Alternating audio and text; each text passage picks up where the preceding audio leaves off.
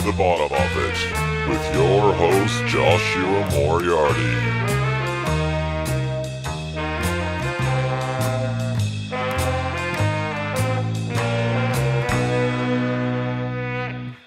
Hey, how you doing, everybody? Happy New Year. It's me, Joshua Moriarty, from the bottom of it back. February. Took me a little while to get started for this year. I took December and January off. You know, I had a bit of a break over the silly season. Sorry for the delay. Just had a bit of life stuff to take care of. Had Jesus' birthday, obviously. Had some Miami horror shows in Australia. Was also performing with All the Colours. We had a Christmas party at our house, which was pretty fun. Got the piano out. Well, I didn't really get the piano out, but the piano was already there in the living room. Had a sing-along, played some Elvis, played some Roy Orbison. It was a really, really good time. There's actually a new All the Colours single we just released, You Know I Don't. If you haven't, check it out. Shooting off a few riff files to start the new year rocking. Feeling pretty good about it. And also just put out a brand new Joshua Moriarty single called Hold Me Closer. It's the first of many for this year, I think, between All the Colours and Joshua Moriarty, my own thing. Gonna really start working on my solo stuff and pushing hard with All the Colours. So check it out. Spotify, iTunes, I don't know, all the other places that music exists on the internet. Now, today's guest is a very special one. It's the one and only Reggie Watts. Now, he's a guy I've been a fan of for years. Myself and the other boys in All the Colours have been picking up what he's been putting down since we were making our first record in 2013. I remember Jono in All the Colours putting on I think it was Reggie's TED Talk, and I remember thinking, I wasn't watching the screen, I just heard it in the background, and I heard this kind of rambling intellectual, and I thought, here's another smug TED Talk guy sort of going on about how he knows what's happening in the world, and then but as it progressed, it just got more and more bizarre and more hilarious, and I remember being quite enthralled. It's such a fresh take on comedy. I hadn't seen anything like it before. If you aren't familiar with him, his Wikipedia page, where obviously us modern day interviewers and journalists get a lot of our information, I think he's self-proclaimed, or it labels him a disinformationist. He has this incredible way of just disorienting his audience. You never quite know where he's taking you. It's very thrilling, and I've like I said, I've been a fan for ages. I love checking him out. I've seen him play live a few times. It's always extremely entertaining. Now, we got together in a studio in LA a few weeks ago. What did we talk about? We had a chat about improvisation, theology, spirituality, inspiration. He's an extremely thoughtful and intelligent guy, and it was such a treat to pick his brain for an hour. Now, I'll be back at the end of the podcast with a few recommendations of his work, but for now, here we go. Ladies and gentlemen, Reggie Watts. Yeah, that sounds good. Is that your go-to sound check noise? 1, 2? 1, 2, 3, yeah. One, Do you two, get three, to four, 3? five. Sometimes I'll get to 3, yeah. I don't think I've ever made it. I think 1 and 2 is as far as I get. Really? Yeah, 1, and then 2. I realized Check, that's so boring, and Yeah. it's way more fun to actually just sing a song instead of saying 2 all of the time. Oh, yeah. That's true. Yeah, because I don't know. I also do check 1, 2. So I'll say check 1, check 1, 2, check 1, 2, the Native American hero. It's like, his name was Chakwantu. How long have you been in here for? I've been here for this space, like not that long, maybe like 8 months. And that's so you would have had a home kind of base studio thing before that. Yeah. And working on what? All sorts, everything. Here? Yeah, sure. Just in this room. We'll start with this one because we're already here. Of course, yes. No, I mean, I think I didn't know about the new band. She told me the name of it, and I've already forgot it. Karen. But it has a J in it. No, not Karen. Oh, Wajatta. Wajatta, yeah. Yes. What about Wajatta? I haven't heard it. I've heard of most of the other things. I was listening to Maktub. Maktub, yeah. I knew it had to be said a little bit more interesting than I'll that. just have like I just have band names that are really hard to pronounce. That's totally my thing. Yeah, I was listening to that today. Yeah. On the way here. And then I saw Karen's the band from the Tally with you. Yeah, exactly. Yeah. I saw the Zebulon residency thing, maybe about a year ago or something. Yeah. Something like that. Yeah. That was really fun. It just seemed like eons ago. Yeah, really? Yeah, Is it just because lots is going on and then you just forget all of it very quickly? that must be it. I mean, it's.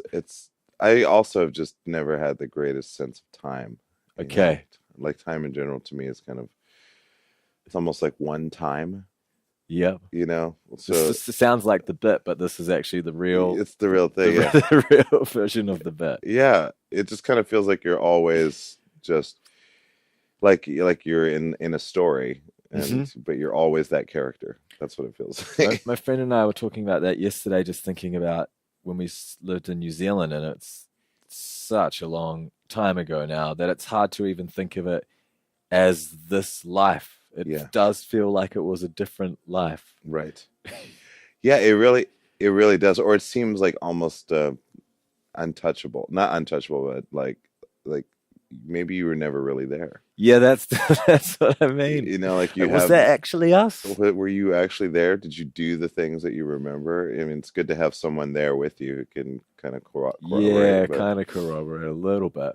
But it's still I don't know. I go to Seattle. You know, I spent 13 years in Seattle and 13 years in New York, and I go to Seattle, and I barely recognize it now because it's changed so much. But yeah, but just walking around thinking, oh wow, I did so many things. Like I lived 13 years. Yeah, exactly. And I barely remember it, or at least I'm not in a position to like have access to it immediately.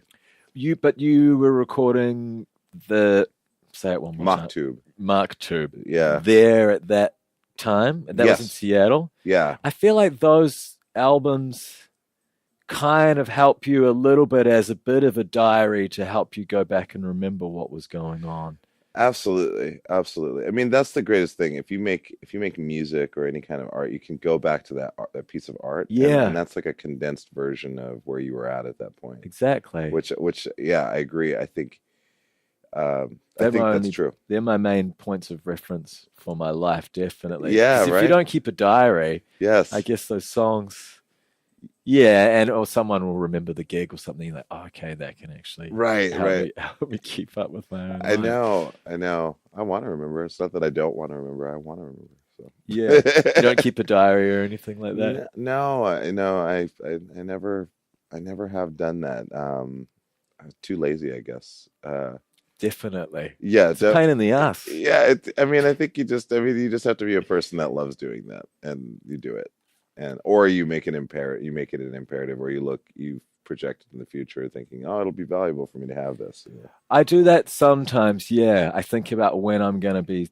Everyone's going to want to hear my story, so there'll be certain things that I hang on to. Yes, like some weird sort of idea that one day they'll really want to know. Yes, what I was up to. Right? Yeah. Yeah. I mean, I don't know. There's so many ways to think about it, but it's just never something where it crosses my mind. I better preserve this moment. It just kind of goes, and then sometimes people will be like, "Why didn't you do?" And I'll be like, "I don't know why I didn't document it. I'm sorry, guys." You're not big on your phone, whipping the phone out, filming everything, taking photos of stuff all the time? I do that. Okay. Yeah, I will definitely do the phone thing. I've always been pretty good about taking photographs. Yeah. Since I've had a camera on me. But, even when I go back to Seattle, it was in 1990, I didn't really have a camera, like we had disposable cameras. So sometimes those ones were never any good, were they? They weren't good because you weren't as connected to it. I mean, if you got the camera to the photo place, then it was usually 4 or 5 years later. It was just sitting around, or you forget about the camera, and it's just, oh fuck, I wonder if I guess this isn't developed. Yeah, there's that week in Barcelona that I spent, and then there'll just be 4 really blurry photos. Yes, maybe sort of someone's nuts or something. Yes, someone's yes, it's just all worthless. Like, this doesn't remind me of anything. But yeah, so I didn't really take pictures in the 90s so much, and then I think I got my first digital camera probably in late 90s, and then I started taking kind of arty photographs, but that was where it started. And I think when I got to New York, then Tumblr was around, Vimeo and Tumblr, so I was posting videos. Funny how quickly you forget the things that were super popular for an amount of time. Yeah, Tumblr. Yeah, I haven't heard that for a little while. Yeah, that was the one. It's interesting, I guess. Yeah, we didn't have cameras all of the time back then, but now there'll be people who have been born and every single moment of everything is completely captured. Just like we were saying, we have to remember those past live stories or things from songs or stories from your friends, but for the modern person, it's all there forever. I know. Yeah, I think about the mystery goes. Yeah, I think about the kids growing up now. I don't have kids, but I have many friends around me that have children. Yeah, but I just think about that their kids. Like, I'm sure that my grandparents were like, oh, I wonder what these kids are going to be like growing up in this, whatever world. But I really feel like it's very different now. The question has drastically changed, or the answer has drastically changed, because we don't know. And I will find out what happens when someone born into constant connection, through a computer network. What is that? What do those people end up being like as we get older? What was our thing that was completely new to us that the grandparents were worried that was going to happen to us? Probably just TV. Probably just TV. Yeah, that's all I can think of. I mean, maybe music. Yeah, new metal maybe. Yeah, new metal. Yeah, metal, or like metal in general. Satan stuff. Yeah, dark rock and roll that used like satanic whatever. And did the TV fuck us up? I don't think it did. I mean, it created more of a connection to stories that more people have seen. Yeah. Universally, there were events on television. It brought people together in different ways. I remember when Michael Jackson would put out those new music videos and everyone was glued to the set. It was insane. Yeah, it was a total event, wasn't it? It was total. I remember running home from school to catch because Michael Jackson Thriller was being aired I think it was like almost every half an hour, something like that. Yeah, every half an hour they were showing the video, and it was like a 13-minute, 14-minute, like short. Yeah, it was the whole that big thing. How old would you have been then? God, maybe a teenager. Maybe I probably would have been like. I would have been like maybe 11 or 12, either somewhere between 11 and 13. I remember being a little bit too young that it was too scary. Oh, and yeah, I don't right. think Mum and Dad would quite let me watch it. It was very scary. Yeah, I mean, it was. I mean, there was like zombies and stuff. Yeah, I wasn't used to that, and it wasn't. You didn't see zombies that much on television. Definitely not. And not Michael as one as well. Michael as not a our zombie Michael. Or a weird cat hybrid thing that it turned into at the end. Yeah, it was scary. I was in to a certain extent. I was thinking, you know what, Michael, you've gone too far. Like why, Michael? Why did you do this? That's only then you've gone too far, yes, Michael. Only then. Yeah, where you're like, and then there's another crap. 20, 30 years of him going too far. Oh God, yeah. Then he actually went too far for realsies. But yeah, I mean, that was like, those were events. So I don't know if that's changed. I mean, it definitely informs your childhood, like what kind of a person you are. But I just wonder, when you're used to interacting with technology in a very specific way, because TV was like, you turn it on and you just switch through channels until you find something. So that was that. It wasn't interactive. It was interactive in that you could turn it on or off. Yes. Or watch whatever was on. That was about as interactive as it got. Now you're talking about people interacting with computers, touchscreens, and manipulating data in that way, like from a young age. To me, even though there was some study that recently came out that said like being on or screen time doesn't affect you or whatever. Of course, they're going to release some kind of product. It doesn't affect you how? It's kind of, yeah, you're right. It's like, what is, because that's the question, right? Like, oh, it doesn't affect you. Yeah, exactly. But how? That's the thing. They're like, well, through this narrow through the study that we've decided to pick these parameters for. Yes. And I'm pretty sure that it's not good to have a 4-year-old staring at a screen and interacting with the screen and being completely absorbed by that and unaware of the world. There's no outside stimulus. The outside, it's just as important to like look outward beyond 15, 20 feet and to see other human beings coming at you and you having to deal with that. Whereas if a parent is so lazy, because I don't totally blame parents, it's just kind of we're in the product of the times, but it is kind of like there are parents that literally are being lazy by just saying like, here's the iPad, don't talk to me, whatever. I'm sure there were kids back in time or parents that were like, here's a book, don't talk to us. Yes. Or here's some crayons. But that's, again, it's different. It's an analog. It feels different. I don't know. It does feel different. I guess that's what we will find out. Maybe it makes no fucking difference. Yeah, maybe it doesn't all be totally the same. I'd be very happy if that's true. Yeah. But are you sort of optimistic about where we're going as a species? It's so weird. I'm both excited and worried. Yeah. At the same time. If they could we can fly you 200 years into the future. Do you want to go? You can't come back though. Oh, right. No, that's not fair. You can come back, but you have to be there for 5 years. Maybe. Oh, interesting. I like that. I think that would be worth it. I think it'd be 200 years though. Will they even be speaking the same language? Like you'll be. God, you'll just die as soon as you step out.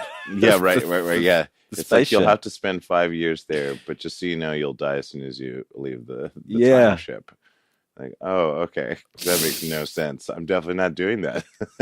Okay, you won't die. Yeah, you won't die. We'll give you a few instructions of what to say and do and how to greet people. Yeah. Well, I mean, it's crazy because if you think about, I definitely subscribe to the multiple, reality, like all possibilities existing simultaneously. The Rick and Morty kind of thing. Oh, definitely. Okay. When I saw Rick and Morty, I was like, finally, someone gets it right. Mm-hmm. Like instead of it being time travel, it's dimensional travel or parallel reality travel, and that to me is more. It just feels conceptually more accurate. There's no way to prove that, but because if you every single choice that you have available to you at any given point in your life all ends up at different consequences. Sometimes it'll lead you back to a general direction you were going to, so it wouldn't have mattered if you decided to have 2 cups of coffee versus 1 cup of coffee. You're still gonna have basically the same result, but at the same time, you could just make a series of, you could make 3 choices that end you up in like, suddenly you're in Arkansas and, and you're like helping someone build a home for their kids because their home blew up because of a gas fire, something like that. But all I'm saying is that because of all of those, so if you project yourself 200 years in the future, it's like, I guess it's a generalized aggregating where we have been heading and then projecting that 200 years from now would be the general reality. That's the Chuck Klosterman book, the What If We Were Wrong. Have you seen that one? No. Yeah, he was talking about that. It's like whatever we think that 200 years is, there's no fucking way it's going to be that. It'll be something completely different to what we could imagine. Because we're looking at it through the lens of now, of what we think it could potentially be. Yeah, because it's all we can do is kind of project. And again, it could change. Even the thing that we think won't be the same could totally be different, and also different from the thing that we thought it was going to be. You know what I mean? Like the gradient is almost infinite. I mean, aside from the fact that we've got skeletons and there's the biology and there's the ecosystem and life is where it's at now, but we're talking about socially and environmentally what happens along the way have everything to do with it. Yeah, we've all got it. There's heaps of people have to die soon, don't they? Like there's got to be some giant terrifying thing that the Earth's just had enough of us. I think so. I mean, these systems are self-correcting, and even though we think we have a lot of control, we barely have it. We just have the illusion of controlling kind of superficial elements in our environment, and that can affect the quality of life. It can have impact on other animals and species and things like that. But life is so crazy, mega huge. And we're on just one tiny little planet, and it's an entire universe out there. Like whatever we're doing on our planet, it's our fault to us, and a few other cousins, if you want to call animals that, but like there's like we can definitely mess up some cousins, some first, second generation cousins, but the microbes are still going to be here. The tiny things that are the building blocks of life will still exist. So something will have to correct itself because we've artificially inflated our population to it's unsustainable, the size of it. Are you going to jump on the ship with Elon and take off? I don't know if that's the answer. I mean, I definitely don't think it's the answer, but no. It almost is. It's like, well, we've got to have a backup plan, I suppose. I think I think some of us will do that. You know, somebody will do that. Somebody will reach the moon. I think the moon is a little bit more realistic, but people will reach the moon. They'll set up a colony on the moon. You know, probably call it Luna, just like in The Expanse. But you know, I can imagine that, or you know, a space station orbiting, you know, the planet. That's not a very big population thing, but I can imagine some parts of humanity are going to be extreme enough that they're going to want to live in space. Yeah, the moon, I suppose, if we can get the trip quite fast, they can just keep going down for what they need back to Earth and then just taking off back up there. Yeah, resupply missions, you know. I don't know if I want to go. I think I might be the stubborn guy. I say that, maybe I wouldn't, maybe I would go. It's my girlfriend. I don't have a girlfriend, but if she's really beautiful and she's going, yeah. She's from Canada. She lives in Canada. Yeah, I don't know. All that Mars talk, it's exciting. It'd be cool to see someone, a human, get up there and do that kind of stuff. But is he go like what? Where's he at with it? He's got the ship. He's on his way. He's still here, isn't he? He's dating Grimes. Yeah, I don't know. I mean, he wants to get up there so fast, and so you know he's really pushing for it. He wants to get up there, but the problem is that, you know, humans aren't really meant to be in space that long and to be exposed to that cosmic radiation. So it's going to be interesting to see what I mean, he's definitely an engineer, make it happen guy. So he might just do some extreme engineering and figure out some quasi cryo situation that, you know, cocoon someone in a super radiation shielded chamber or something like that. Yeah. Just get him to Mars. But then you got to deal with the psychology of like, oh, I'm on another planet, like that feeling of going to sleep and waking up and terrifies me. Oh, I'm still on another planet, and there's this atmosphere. I can't live without these artificial elements, and that is just crazy to me. I just think I couldn't imagine someone being okay with that. You know, like I get sad enough staying in my house for a few days without seeing anybody. I start to feel really isolated. Yeah, right. I know. Yeah, it doesn't take much. I do the same. Yeah. It doesn't take much. It really, I don't know. Maybe some people are better at it though. I guess maybe some people are more disciplined, or they write it, you know, or they're like super structured and rigid, and they, you know, write their diaries, and they get a video message, you know, from Earth, like constantly coming, like different friends, and, you know, sending them was it an 8-minute delay, I think, on communications to Mars? Yeah. Is that it? I think so. Wow. Are you researching the stuff, following like all of these different sorts of things? I mean, when I watch your stand up, you can blag your way through all sorts of these. So obviously you're there, you're listening, you're watching, Yeah. Where does it come from, all that?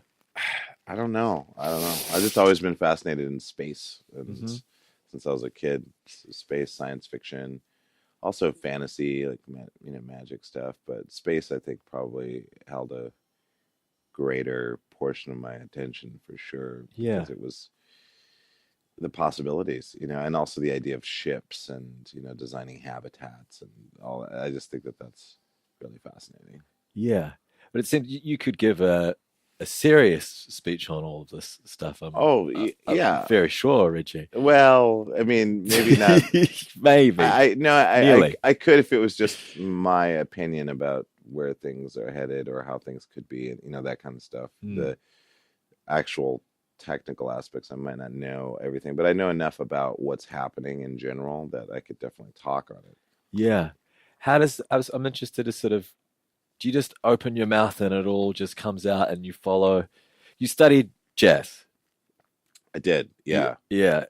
And you're very improvisational. Yes. I mean, definitely in the music side, but also with just the nonce. that comes out sometimes. I'm just so interested in where it comes from, or how you sort of, is there a place you tune into? Is it like a river that's just flowing, then you just pop in at all times and take something? I mean, I think it feels like it's more in that vein for sure. I just hope I latch onto something. You just kind of, if I'm performing or something like that, I will just make sure that my ears are really open, that I'm listening for whatever possibility is coming down the road. And sometimes I might have a vague idea, but most of the time it's just remaining open to what's possible. And so with the songs, a lot of them are just made up on the spot like that as well. It seems like it. Yeah. They're all pretty made up. Yeah. But for some of the performances on the tally where it's like a special or something, you've written them a little bit? No, never really? No, I've never written anything for a special. There've definitely been a few times, like I think I told a horse walks into a bar joke, and that one I'd done versions of it. Okay. The trope meaning that you just describe what the horse is doing, and that's all there is. So there have been tropes, but there's never been, aside from Fuck Shit Stack, which was kind of mostly written. Those have been the few exceptions. Was it, I guess, the sort of transition from the band, and then sort of that the first band's a serious band. Yeah. Yeah, when did it sort of change into, when did the comedy element start to appear? And did you guys want to be the biggest band? You got made 5 records with that band. Yeah, that's right. Yeah. Everyone was very serious about it. But this was, we're gonna do it. Yeah. It was like that. Yeah, we're gonna make a band. We're gonna make some music. Yeah, for sure. I mean, we were always jokers. I mean, I've always been a huge joker. So always joking, always having a good time, or trying to have a good time. But so that never changed. That was always a part of it. Even like when we would do shows, the band would do shows, I would still interject some of that humor. Yeah, I knew that would have to be the case. Yeah, a little bit, not as much, but as I would now, but definitely some. So it's always been there, and I did comedy in high school and drama, and I did a lot of comedy through growing up. I was always into joking around and taking drama and then competing in drama and then doing some stand up and then doing some sketch in the 90s when I was in. So yeah, there's comedy's always been mixed in for sure. Yeah, okay. And then just sort of the band broke up, and then you start doing things by yourself. Were you using the looper with the band? Yeah, I was. Okay, so it's quite a natural progression, really. Yeah, it was a pretty organic curve. The reason why I was using that pedal is because I wanted to affect my vocals personally, so I could control what the vocals sounded like from stage.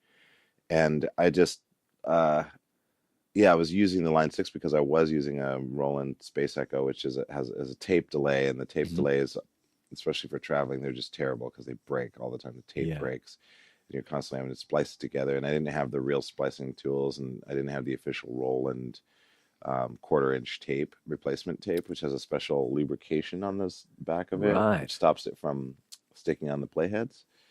So I was using just regular 1/4-inch, and so it means that it had a small lifespan, because eventually gunk would get on it and it would just stop on the tape heads, and then it would break, and then I would have to open it up and refix.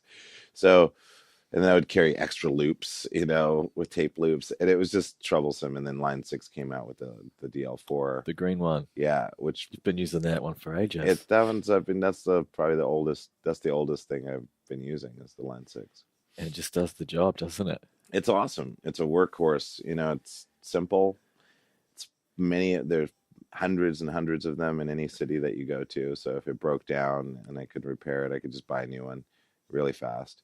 And I know it inside and out, and it does a lot for how limited it is. Yeah, I think definitely when you're touring a lot, it's good to just find something that is everywhere that you know how to use well. Yep. I have that with just certain guitar amps. It's like you can have a Fender, you can have a Vox, maybe you're allowed a Marshall. It's like, just pick one of those and they'll be in every city in the world. Exactly. And then just as long as you're bringing your sound internally or through your fingers or whatever, then you should be you should be fine. Yeah, that's exactly what it is. I mean, there's a practicality about when you're touring and you're moving a lot, and you just need to pare it down to essentials, and you can't be left in a lurch. There's always a plan B.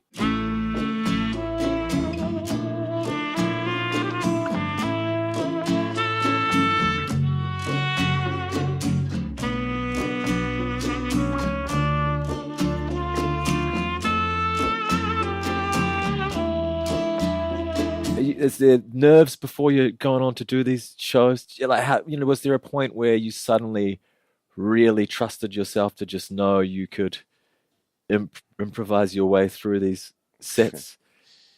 It must have taken a while to get to that really comfy spot. Yeah. Yeah, I mean, for sure. Yeah, I mean, it was yeah, well, I mean, I don't know. It's like, there's a nice organic curve to it. I would start by, doing piano sets at a local coffee place and or a nightclub, and I would just sit and improvise on the piano, and then tell dumb stories about things. Or you know, I would recount the plot of a movie, but not tell people I was doing that, and just play on the piano. And so it kind of started from there. And then I started doing stuff with Just the Line 6 at like different events, having a moment, having 5 minutes, 6 minutes there. And then when I saw comedians coming through town, I started seeing,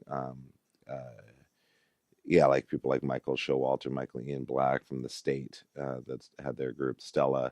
They came through town, and I saw those guys, and that just blew me away, and that got me into comedy. And then when I was with a band called Soul Live, and I was writing with them, and they would have me in New York. When I was in New York, I'd do the stand-up night that Eugene Merman and Bobby Tisdale threw, and just hit it off. So I've always been doing some version of what I do now, which would have been what I was doing in drama in high school, which is just solo, improvised, weird impressions, kind of music-y stuff mixed in with,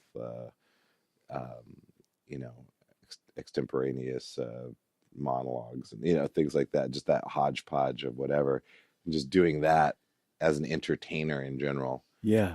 And going to New York, it's like I just kind of came back to that. I just kind of deconstructed with more of the music side in Seattle, and then kind of brought it back together in the end, and then I was like, oh yeah, I guess I should be doing this. It's always been like instinctual. Yeah. Some vision, sometimes a vision of where I want to be, but it's more of a feeling that I want to feel, is rather than visualizing where I want to be. It's like more of like, this is how I want to feel in my life, and this is how I want to feel when I'm on stage. Has it gotten a little trickier, now that people know what you do a little bit more in terms of disorientating people? Has it become more difficult now to get a rise out of them, or they sort of know what you're going to do? Like, you have to keep finding new ways to fuck with people? Surprisingly, no. I haven't really noticed a change in how I would approach that, only because I think even if people are used to, if someone's used to what I do, it's still unpredictable enough that they're not sure. Yeah. You can't totally rely. It's like it's a little bit too close to the awareness playhead. It's like, if you think of it as your awareness is like a needle on a record. It's like, well, you're on the record, but where I'm coming from is just a little bit before that space. So whatever I can change last minute, it's like a sports person throwing a thing or whatever, they can change their hand position last minute and completely change what everyone thought for sure they thought. So I guess what I'm saying is I think that whatever I'm doing, I still have a little bit of surprising capability. Yeah, because I can sense the room, and I can sense it exactly. I guess that comes from all those years as well. You sort of can always read it and just twist it in a slightly different way. Yeah. Where you're like, oh, I'm about to do the thing that I think that they know. They think that they know what's going to happen next, and therefore I will go double not what they thought. I mean, where's the inspiration for all this stuff coming from? Are you always listening to new people, new music, reading new things? Like, are you always on a kind of quest to keep yourself full, or you just wait around and trust yourself? Or I mean, I guess we all are in slightly different points with that, you know? Yeah, I mean, that's kind of what we're all doing. We're all just kind of doing stuff and trying to listen to our intuition and decide where the next thing is heading, you know, or where you're heading, or where your interests are heading. Yeah, I mean, that's for me. There are things that I want to accomplish, like elements of there's specific things that I want to accomplish, but then there's also, again, going back to just the feeling, you know, like I want it to be fun, and I want to be grateful for the things that I have in my life, but put myself in a position where I'm more apt to feel that, as opposed to intellectualize, like, well, I've got this and I've got this and I've got this, I should be happy, which sucks. Yeah, it's like an artificial feeling, you know. Where do you see it going? Like, what other things have you done yet that you're still? Is there a point where you'd be happy to just go, I've done it now, time to retire? Yeah, cut the hair. Yeah, cut the hair. Yeah. Shave the beard. Yeah, move to the country. Move to Wellington. Don't. No, I'm not going to go there. I'm not going to go there. I mean, it's great to visit, but great markets. But no, I would say I don't imagine any kind of an end. I imagine if there was a retirement, it would just be like, I guess I would have some place in the country, but I would still continue to foster artists, you know, like try to get artist residencies, you know, like get like a bunch of houses on a piece of land or something, and have residencies where someone could write for a while if they wanted to write, or if they wanted to do this or that, or whatever. And I would just kind of have my main house, and I'd still be making stuff. Have you had people do that for you over the years? You've been part of that sort of system, or it's something you'd just like to? It would have been nice to have happen to you, so you want to give it back a little bit. Well, I mean, I definitely had some mentorships, you know, that definitely, you know, working with some of the teachers in my school, and some of the projects that I would do outside of school with those teachers. And yeah, I've definitely had mentors along the way. I haven't, and have been part of residencies that are provided for by some kind of a funding group, you know, arts funding. So yeah, I mean, I've experienced bits and pieces of it, but I guess it would be my version of like, oh, here's 5 houses, you know, that are on land, and if you guys want to like apply for a residency, and you know, figure it out, and you know, create a cool experience for artists that are doing interesting things. But yeah, it's kind of just an aggregation of all the stuff that I've experienced. Yeah. Would you teach, do you think, as you get older? Something you're interested in? I can imagine, the only thing I can imagine teaching is improvisation. Mm-hmm. How do you teach that? Yeah, I know. Is there a way to do it? No. Well, if someone's already innately got a bit of it in them, you can foster it, I imagine, definitely. But if they don't have it, then maybe hey, it's time for you to leave the class. You're not going to make it, kid. Yeah, right. I know. Well, I think with improvisation, it's something I could teach to basically anybody, and it could be helpful in any aspect of your life. You know, I think with you know, if let's say you're teaching someone who a business person, or someone who works in an office or something like that, and you can kind of teach them the art of improvisation, so that they have skills and tools to kind of be able to go with the flow a little bit more easily, so that they can take advantage of inspirational opportunities, as opposed to being afraid or being closed off to it, so they miss those opportunities. I guess there's maybe like a spiritual element to it or something. It is really just about letting go completely. And I guess that, you know, you'd have to find ways to teach that. You sort of got to rip everyone's bullshit away from them, don't you? Yeah. You just gotta remind people that there's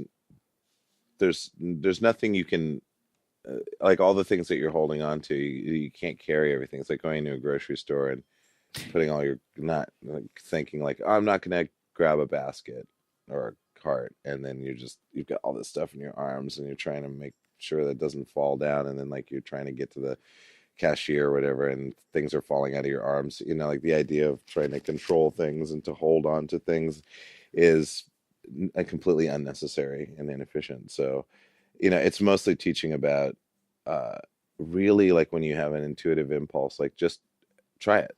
Like when you're walking by, I don't know, a weird corridor that's between two buildings that you always see. There's like a staircase at the end of it, and you always pass by it, and you always think in your mind, "Oh, I wonder what's back there." But you never do it. Like there's millions of things like that all over that people are doing all the time. Oh, I wonder what that is. Well, whatever, and then just kind of go. But it's more like next time you pass by, you're like, you know what, I'm just gonna go. You just go. You just go down the thing and go up the stairs and go, oh, that's what it is. Oh, that's what I always wondered. Like fostering that sense of creativity, but also, taking action for your curiosity. Did you have to teach yourself that? Was it sort of innately there in you from the beginning, or have you been pulling down those walls as you go? Well, I think I had a natural predisposition for it, but also I'll have to practice that too, because especially as you get older, as I'm like, maybe I have 2 more years and I have to retire, but like as you get older, patterns start to ingrain a little bit more easily. Of course. Everything that you do in your life, it's just kind of becomes patternistic, and then enter into something like a family situation where you have to like really hold things down and you're responsible for me. So you start adding these like little things as you get older, and suddenly you find yourself kind of on a schedule, in very familiar routines, which is good, and it's very useful in order to get things done. Consistency will get it done, but you can lose. This is just one example out of a thousand, but you can lose a sense of autonomy and a sense of wonder about yourself and about the world, and that's the dangerous part. There's no reason why you can't have that and have all the other things too. So for me, I've had to practice things where I get up in the morning and I'm like, why didn't I take out my earplugs? Like I'm walking around and I feel kind of disconnected and groggy, and then I realize I still have my earplugs, and I pull out my earplugs, and then I think, well, I need to. When I get up in the morning, I just need to pull out the earplugs immediately and just train myself to do that. So I'll run an exercise like for a few days to try to go like, oh, here's the pattern. I get up, I take out my earplugs, boom. I don't look at my phone until I'm out of my bed. Just these rules that I kind of have to put in place. I'm kind of the opposite. Like I have to create rules to break my patterns because I don't have as many patterns as I'd like to have. And you're good at doing this. You actually have the motivation to get it done. Those things in the morning are always really tricky. Yeah, they're really taking tricky. Earplugs out, sure. Yeah. But maybe they're not checking out even just getting out of bed is difficult. I know getting out of bed is the worst. It can be the worst. But I practice that impulse where like that thought where I think, oh, I should be out of bed, and when I think that, I just get out of bed. So I try to practice. Okay, I've got that. Or I'll do a thing where I'm putting on underwear, and instead of using the right foot, I use the left foot. So I use the left foot instead of the right foot consciously. Or I'll brush my teeth with my left hand instead of my right hand, like I normally do. Or I notice that I tend to reach for doorknobs with my right hand predominantly, and then I'll switch it to my left hand. So you're vigilantly looking for things to sort of keep changing up. Yeah. You want to keep yourself a little bit unstable. Like there should be some elements that it's like realizing that you have free will and that you can choose, and you're a free-willed individual is something that you need to practice. Otherwise, you just become a caricature of yourself, and you become a character that you've kind of written the basic analysis of what the character is, and then you just kind of close the book on it. And it's like, well, this is who I am. And it's like, no, you can be literally anything. And so to remind yourself of your limitlessness is kind of, that's the work in progress. Is there a kind of message that you want people to take away from what it is that you do? Would that be it? I mean, what are you trying to inspire? Obviously, because every performer's trying to. Obviously, you want to make people laugh and have a good time, but there's a message in there. Oh, for sure. Yeah. I mean, I think the message is that life is, and the universe is a very silly place, and you got to do everything in your power to remind yourself of that. It's so the Beastie Boys said, "You got to fight for your right to party." And it's kind of true. Like if the definition of partying is being your truest self and kind of honoring the relationship between your intuition and your cognizant self, then and your unconscious, then that's what you got to fight for. You got to fight to keep yourself limber and flexible and capable.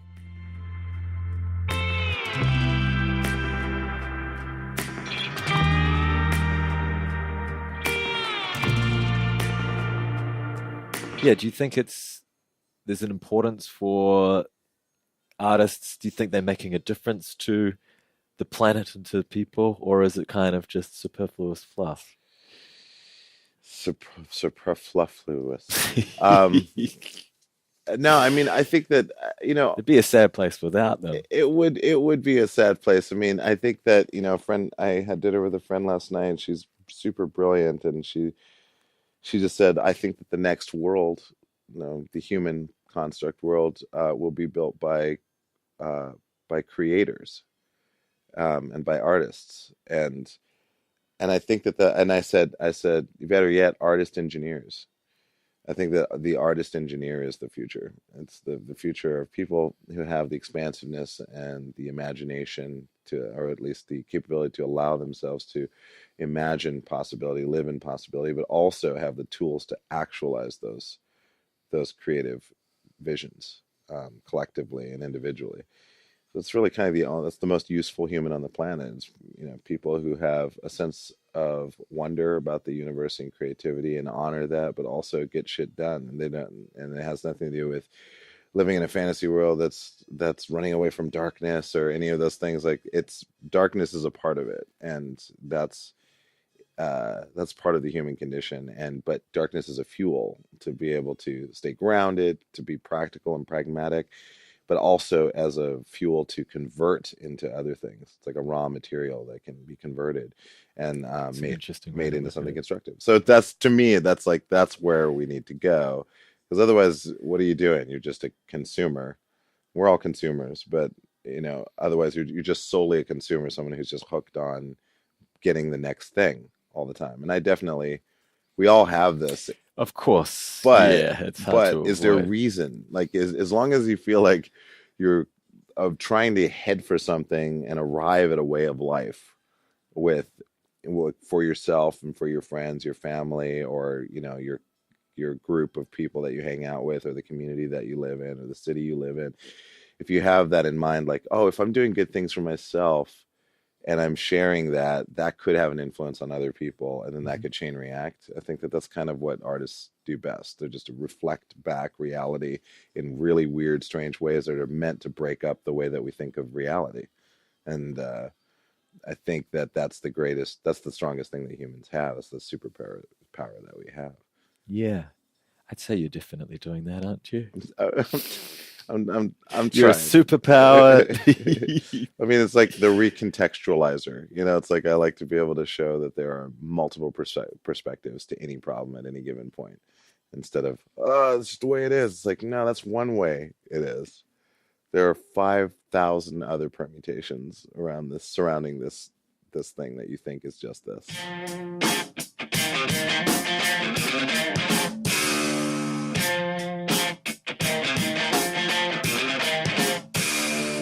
Are you religious at all?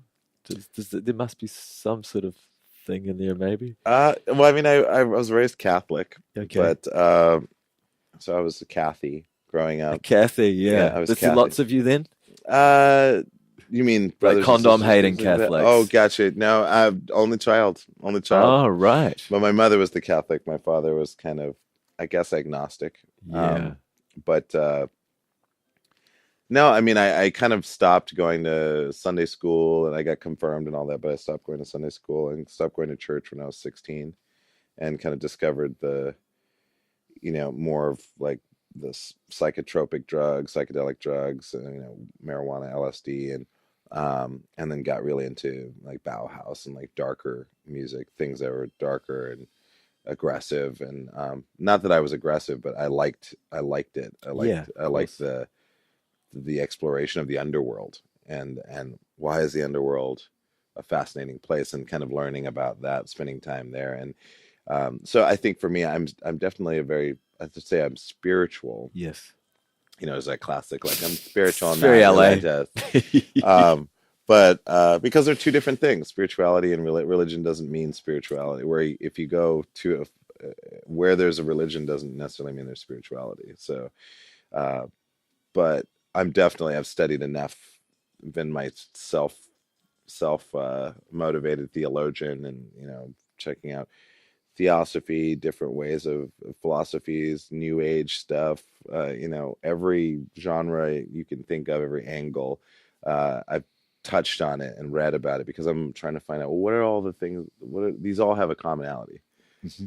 What is the commonality? And it just comes down to just some pretty simple shit, where it's like, that idea of do unto others as you would want to have done. Golden rule. The golden rules. There's just kind of like 3 of them. Like, don't do whatever you want to do, but don't fuck up other people's lives in doing so. Mm-hmm. And if you do so, try to put yourself in their shoes and be more empathetic. Increase empathy, but also you can't increase empathy unless you create a great relationship with yourself. And and then you have to kind of act and create the world that you want to live in. And it's pretty simple shit, really. But the only way to be truly motivated, besides like reading a book and then being temporarily inspired to do something, so you have to create a core you have to have a communication with yourself. That's the part of your core operating system that gives you the inspiration to do it. Otherwise, it's not as fun to do it unless you really are excited about doing it. Yeah, that's the kind of hardest part, I think, for most people. Yeah, it is. It is. Yeah. Because some of it's not fun. Because some of it you have to kind of push yourself through it to arrive at, this is why this is valuable. Yeah. Or this isn't for me, but I'm glad I tried it, and now I understand why people do it.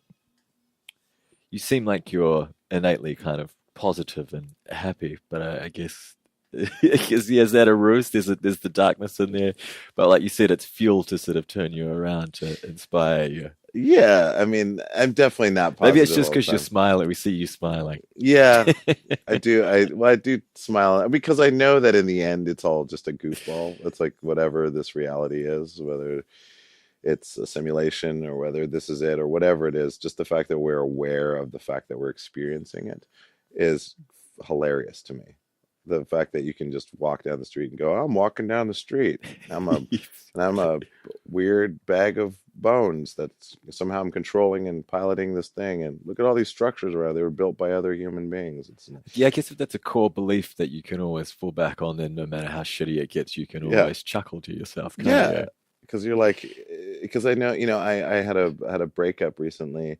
And there was a moment. It was done very respectfully. It was a probably those things that are always like heart wrenching. It's heart wrenching no matter how well it goes down. I know it's always awful. Yeah, but there was a moment where we were both very sad and we were saying goodbye. But there was that moment where we were kind of looking at each other's eyes, and there was just a flash of like how I interpreted it as was the actor who is playing the character of myself, yes, and the actor that's playing her character both recognized each other and kind of like gave each other like a wink, like a really subtle smile, like we acknowledged that in one another. Wow. And then we really left. I really like that. And I love that idea because it's almost like people driving around in tanks or something. It's like, I'm the tank, I'm the tank, I'm the tank, and then like there's a hatch pops. So it's like, I'm the operator. Like that's kind of what we all are, right? We're kind of playing ourselves.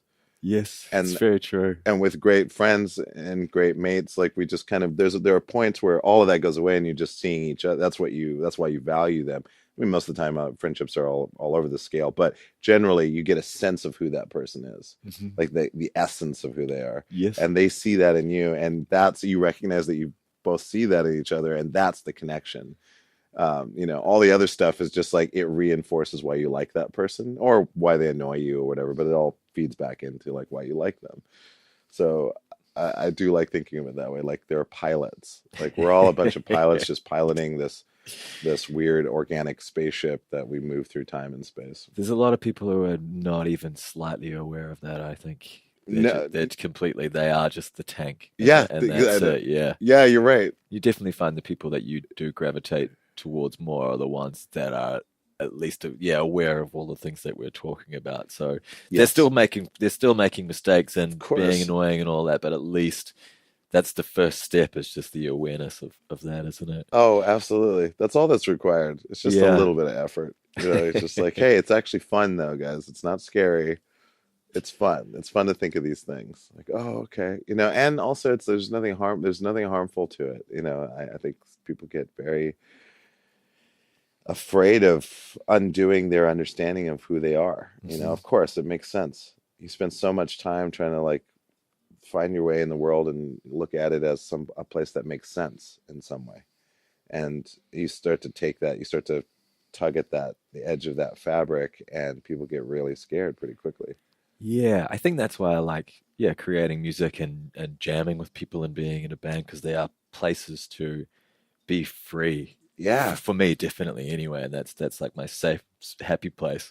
And then the rest of the time, I'm in the tank. Yeah, of course. Yeah, you're in the tank. You got to take care of business. Yeah. You gotta. I'm trying to laugh at myself as much as I can, but at least I know I can escape that when I need to. Yeah. Well, music is the thing. It's the one thing that definitely saves me in the end. It's the thing that I think about if I, music is kind of like the magic that holds all of human culture together. It's just, you can play music and it's instantaneously received. It's the fastest real-time communication. But you have such a great way of doing it where, there's just no words sometimes like that. So you just instantaneously create it. Yes. There's something very special about that. Oh, it's fun, but it's also great because you can just jam with other people. Yeah. And they can join in, and everybody's jamming, and no one has to speak the same language, but everybody speaks music. Yeah. So it's pretty incredible that we have the secret weapon. The secret weapon is music, and it's always there. But, everyone's running around trying to pretend like there's other stuff that, It's funny living in this city as well, because you see some really pure, amazing creatives, and then you see the whole industry side of it, which can just be so repulsive sometimes as well. So much of it gets confused. Yes. I think that's why I enjoyed that Zebulon show of yours, like I was talking about, because that was just improv music for music's sake, just there for that purpose. Yeah, there's no like brand association. Yeah, yeah. It's not. But I love that you're doing that, because you as your stature rises, or as fame rises for you more, you could fall more into one sort of realm. But it's like, no, I'm still gonna go and play a smaller show, completely improvise, because I just fucking have to, and that's what it's all about. Totally. Yeah, keeping it real, man. Oh, you got to, man. I mean, if you start to lose that, if I felt like I was losing that connection, I'm in trouble. That's not why I'm doing this. Like, the reason why I am where I am is because I was following what I wanted to do. Yeah. And if I start to believe that if I do other things, that will continue, or we'll continue to build on my career, or it's career focused or whatever. It's not really, that to me is not a good enough reason. You have to be doing it because it feels like sometimes it's a risk. Sometimes you don't know, but you're just taking a risk, and that you're taking a risk. And if it works out, that's great. And if it doesn't, then that's also equally great. But if you're doing things because out of fear that you don't want things to change, that's a problem. Yeah, well, all of those mistakes in the past have still led us to where you're always going, huh? So you kind of gotta go for it. You gotta go up the stairway, like you said. Yeah, man. Yeah. Brush your teeth with your left hand. For me, it'll be my right hand. Yeah. I'm gonna try that tomorrow. Yeah. It's weird. You're gonna see how I go. It's kind of nice though. It's kind of nice to think like, oh, I could change my whole day potentially by just changing a few things in the beginning. I thought if I was ever gonna write a ransom note, I would just switch hands of with course. someone and they'll never catch me. Absolutely. Yeah, I used to practice that all the time as a kid. There you have it, ladies and gentlemen.